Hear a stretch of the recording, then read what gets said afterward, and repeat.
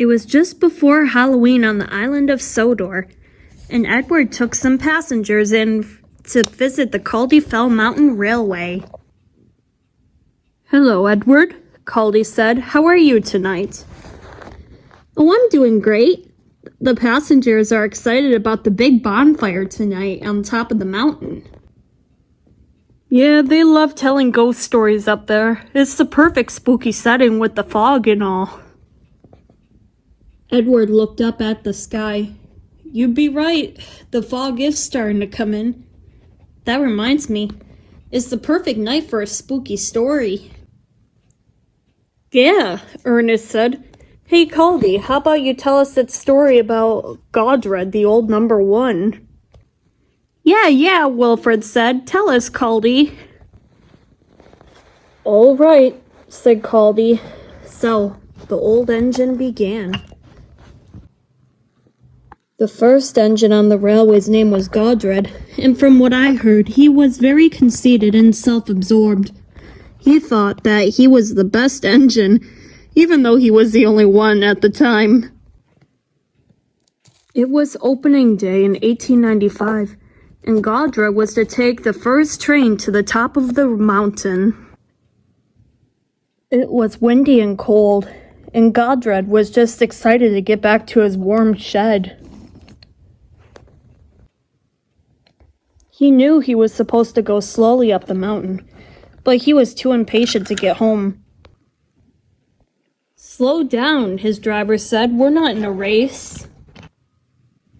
"I wish I were," Godred replied. Unbeknownst to Godred and his driver, the bridge supporters had started to collapse. One of the supporters had given way.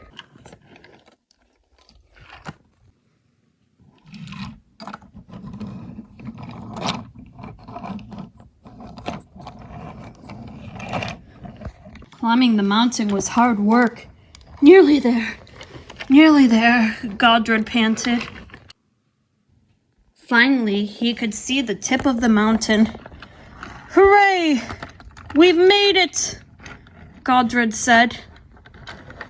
But then, he noticed something. He saw the bridge was out. He tried to stop, but it was too late. He braked hard, but there would be no way. He braked hard, but he knew he wouldn't stop in time. Then it happened. His coach hit the broken rail. The coach miraculously jumped over the broken rail and slid down to safety. But poor Godred hung dangerously over the edge.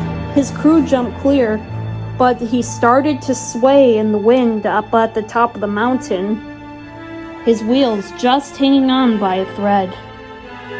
The crew tried to put supporters by his wheels to keep him from falling. But unfortunately, the last supporter gave way, and Godred tumbled over the side. By the time the crane managed to get there, he was already too far gone to survive.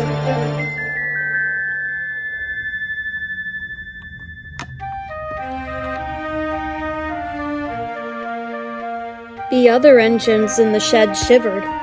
"So, what happened?" "They used Godred's parts to mend you and I." Everyone was quiet. "They say Godred never left that mountain where he crashed. Sometimes at night you could hear his ghostly whistle echoing over the mountains. And if you see him, you usually hear the collapsing of a bridge. You see the whoosh of steam, almost as if an engine was really there."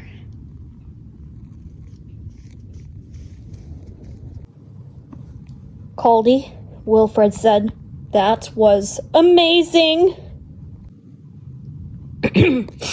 Amazingly true, that is. Ernest was turning around to go pick up his evening train.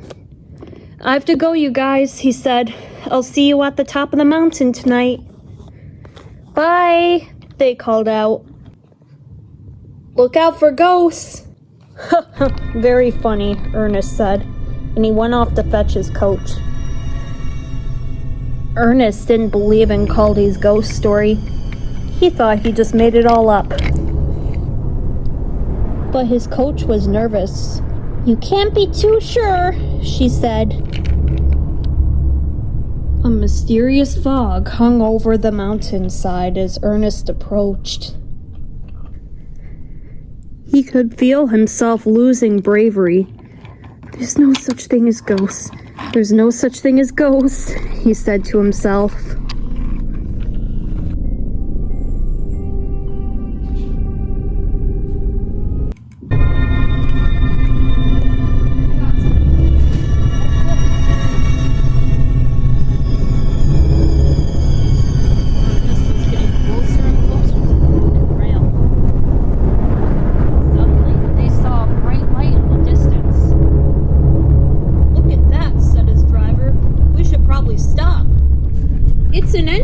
Ernest said.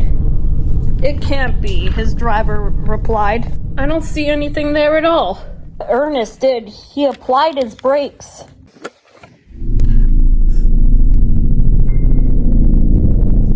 Ernest stopped just in time.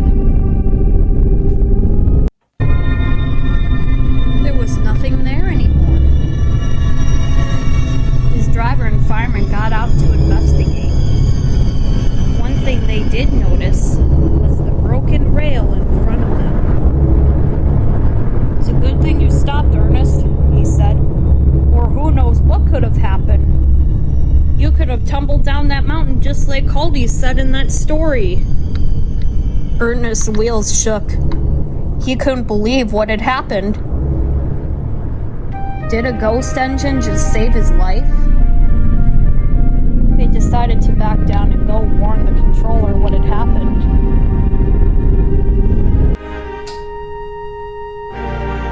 That night, the Halloween party and bonfire was a great success, but Ernest was hiding inside of his shed. Wilfred backed up into the shed. What's wrong, Ernest? You act like you saw a ghost. How did you know? Ernest shook. Well, Culdee did say it was true. Maybe when the ghost showed up, of Godred, he prevented you from having a nasty accident like himself. You're probably right, Ernest said.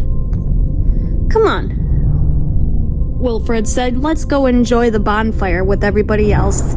You can only celebrate Halloween one night out of the year. And remember, it's the one night a year where spirits can wander around Earth freely. With that, Ernest and Wilfred emerged out of the shed. When he saw the bonfire and the fireworks, he felt a lot better. Sometimes ghosts aren't always evil. They can protect you sometimes.